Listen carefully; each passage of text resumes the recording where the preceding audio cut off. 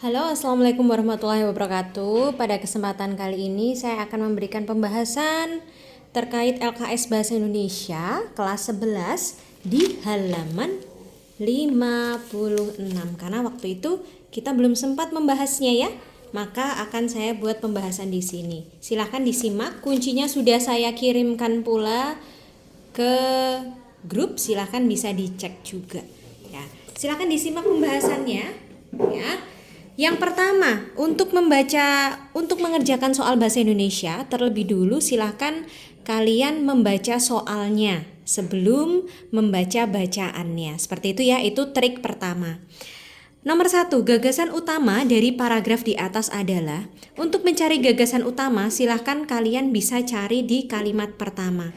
Kalimat pertama biasanya ada di kalimat pertama ini ya. Di kalimat pertama biasanya ada ide pokok, ada kalimat utama ya. Maka yang paling pas itu adalah yang E. Oke, berarti yang E ya. Selanjutnya nomor 2, kalimat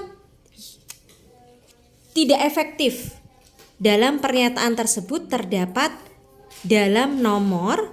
Kalimat tidak efektif itu ditandai di nomor 3. Banyak industri pabrik yang membuang limbah ke lingkungan, memicu pencemaran ekstrim.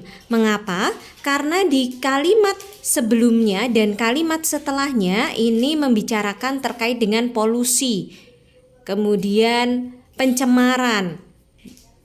Dan di sini juga hubungannya tentang pencemaran gitu ya. Sehingga di kalimat nomor 3 itu menjadi tidak efektif karena di sini ngomongin tentang industri pabrik yang membuang limbah. Sementara yang di sini dijelaskan ini adalah pencemaran di lingkungan kota-kota di Indonesia. Sehingga ini menjadi tidak efektif ya. Berarti jawabannya adalah yang C. Nomor 3, konjungsi atau kata hubung yang tepat pada paragraf tersebut. Nah, tinggal kalian isi saja.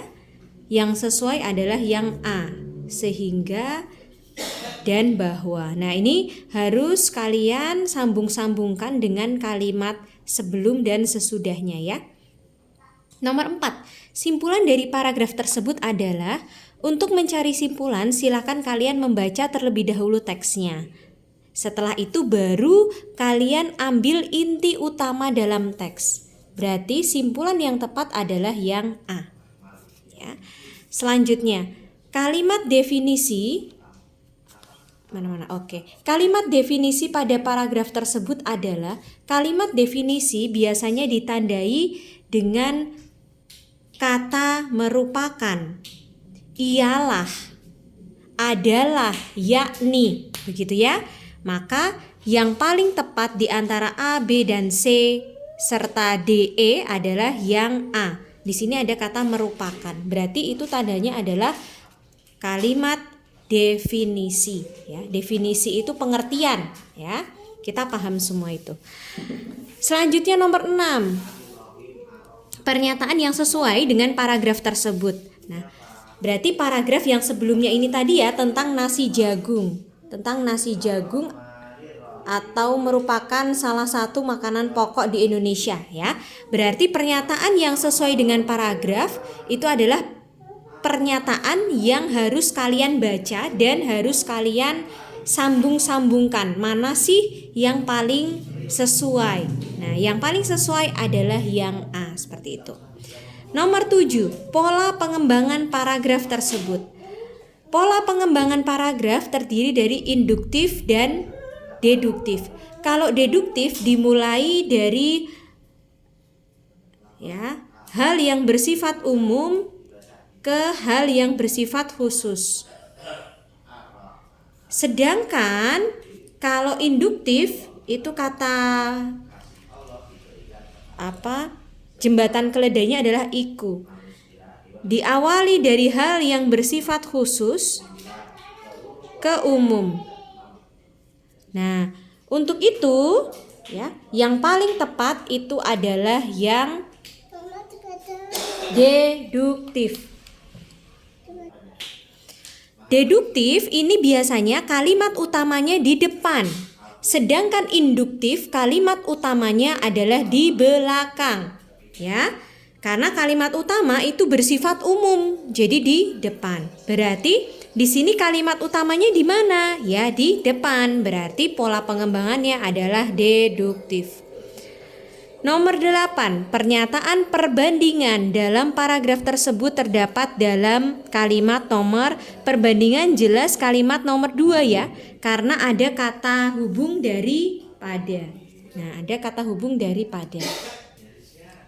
Kata daripada ada di nomor 2. Oke ya. Nomor 9, konjungsi antar kalimat yang tidak dapat digunakan untuk pernyataan tersebut. Konjungsi antar kalimat yang tidak dapat ya. Ini ada kata tidak dapat. Ya, ini ada kata tidak dapat. Maka yang tidak bisa dihubungkan dengan ini adalah apa yang paling pas? Oleh karena itu. Nah, ini jawaban saya salah ya. Jadi silakan dikunci jawabannya, bisa dibenarkan ya. Jadi diralat yang nomor 9 itu oleh karena itu, yang tidak dapat digunakan, begitu ya. Nomor 10, paragraf tersebut termasuk paragraf apa? Nah, jadi kalau ini termasuk paragraf induktif. Induktif dimulai dengan hal yang bersifat khusus ke umum. Ya. Induktif hal yang bersifat khusus ke umum. Nah, di sini di kalimat pertama itu disebutkan dulu rinciannya. Baru di kalimat akhir-akhir ini disimpulkan. Jadi kesimpulannya ada di akhir. Untuk itu, paragraf ini termasuk paragraf induktif di mana kesimpulan ada di paling akhir. Ya. Nomor 11. Berikut ini yang merupakan definisi yang tepat untuk sebuah teks berita. Definisi yang tepat berarti maksud ya atau pengertian dari berita. Yang B, ya, teks berita isinya informasi aktual dan faktual untuk masyarakat mengenai sesuatu. Nah, ini pengertian ya. Selanjutnya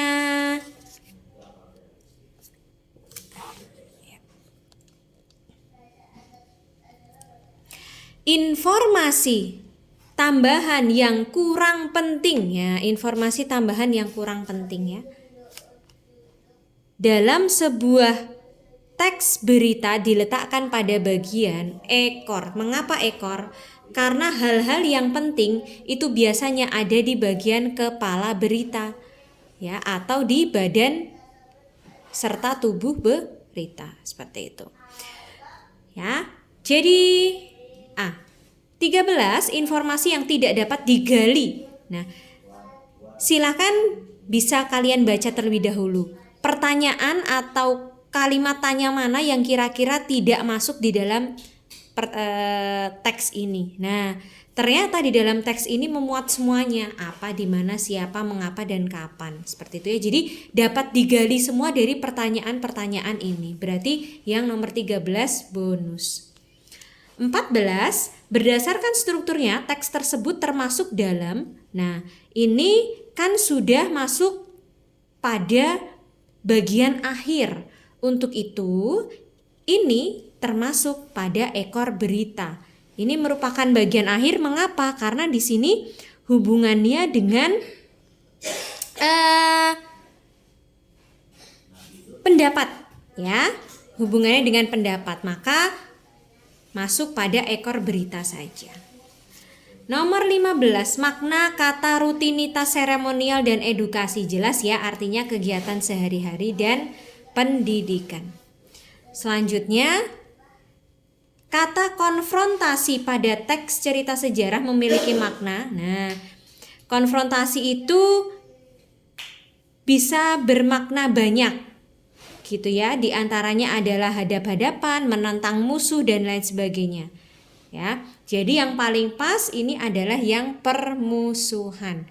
Silahkan kalian kalau mencari kata-kata seperti ini bisa cari di KBBI ya, bisa secara daring, buka di Google ataupun kalian bisa akses lewat offline kalau kalian download aplikasi KBBI-nya, seperti itu.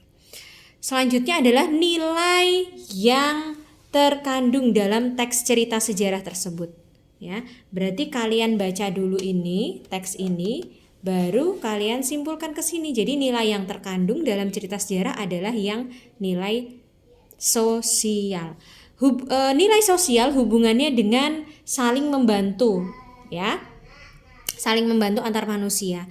Kalau nilai moral itu hubungannya dengan baik dan buruk. Ini baik tidak, ini buruk tidak, seperti itu. Kalau agama hubungannya dengan manusia dengan Tuhannya, atau mungkin kegiatan beribadah, itu termasuk nilai agama. Nah, nilai psikologi ini hubungannya dengan, sebenarnya kalau ini nilai psikologi ini hubungannya dengan mental, ya, dengan mental, tapi biasanya tidak dimasukkan ke dalam nilai-nilai dalam cerita. Nilai psikologi ini hanya pengecoh saja.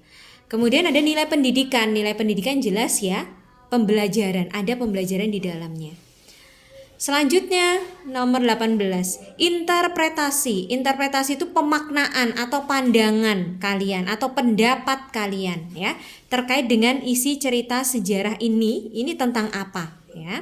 Setelah kita baca, ternyata pemaknaan kita atau kita bisa menyimpulkan bahwa cerita ini berisi swasembada beras mengakibatkan majunya teknologi pertanian Indonesia, seperti itu. 19, teks di atas merupakan struktur teks bagian. Nah, kalian baca dulu, ya. Setelah itu kalian bisa pilih, yaitu orientasi. Orientasi itu adalah bagian pembuka yang berisi pengenalan cerita, ya. Orientasi itu pengenalan cerita, ya, seperti itu. Sedangkan urutan sejarah, ya, urutan peristiwa, oke. Reorientasi ini biasanya nanti kesimpulan atau penyelesaian, ya, kalau di cerpen. Nomor 20, adverbia. Adverbia itu keterangan. Nah, mana sih yang merupakan ada keterangan caranya, ya, keterangan cara. Berarti yang paling pas adalah yang kalimat nomor 3 atau yang C, 1, 2, 3, ya. Menggunakan kereta listrik dengan cepat. Nah, caranya dengan cepat, ya. Masih ingat, ya, seperti ini, ya. Begitu. Selanjutnya di halaman 60 di nomor 21, kata yang mengalami nominalisasi, maksudnya proses pembentukan nomina, ya. Berarti dari nomina itu apa? Kata benda. Berarti kata benda yang mengalami proses pembentukan. Berarti yang D. Kenapa? Karena ini dari kata dasar tumbuh. Nah, tumbuhan. Tumbuhan itu kan benda, ya. Nah, ketika ditambahi pertumbuhan, berarti dia melakukan pekerjaan. Seperti itu, ya. Jadi nominalisasi adalah proses pembentukan nomina. 22, ide pokok paragraf. Nah, seperti yang nomor 1 tadi, ide pokok, silahkan kalian bisa lihat di kalimat pertama. Kalau kalimat pertama ini bukan umum, kalian bisa lihat di kalimat paling akhir, ya. Nah, di sini ide pokoknya adalah maksud terbentuknya Colombo Plan. Nomor 23, urutan kalimat yang tepat sehingga membentuk teks cerita sejarah. Nah, ini tinggal kalian hubung-hubungkan, ya. Yang paling pas itu adalah yang D, 1, 3, 4, dan 2. Silahkan kalian bisa baca kembali. 24, kutipan tersebut termasuk bagian struktur. Nah, di sini adalah bagian menuju konflik. Mengapa? Karena di sini sudah tahap mau tegang, ya, semua berdoa, gitu, ya. Ada kata semua berdoa, berarti mereka lagi deg-degan, ya, mau konflik, istilahnya seperti itu, ya. Jadi struktur menuju konflik ini bagian yang hampir di puncaknya, ya. Jadi ini sudah menuju ke puncak, ya. Terakhir, penggalan teks novel sejarah di atas mengandung nilai apa? Yaitu nilai agama. Karena jelas-jelas di sini secara tersirat, ya, ada kata agama. Terus ada hubungannya dengan apa? berdoa. Nah, berdoa, agama, nah itu hubungannya dengan agama. Mungkin itu saja, terima kasih atas perhatiannya ya. Semoga kalian bisa memahami video ini. Jika belum jelas silahkan bisa sampaikan via WhatsApp. Terima kasih. Wassalamualaikum warahmatullahi wabarakatuh. Dan semoga kalian sukses serta lancar mengerjakan ujian.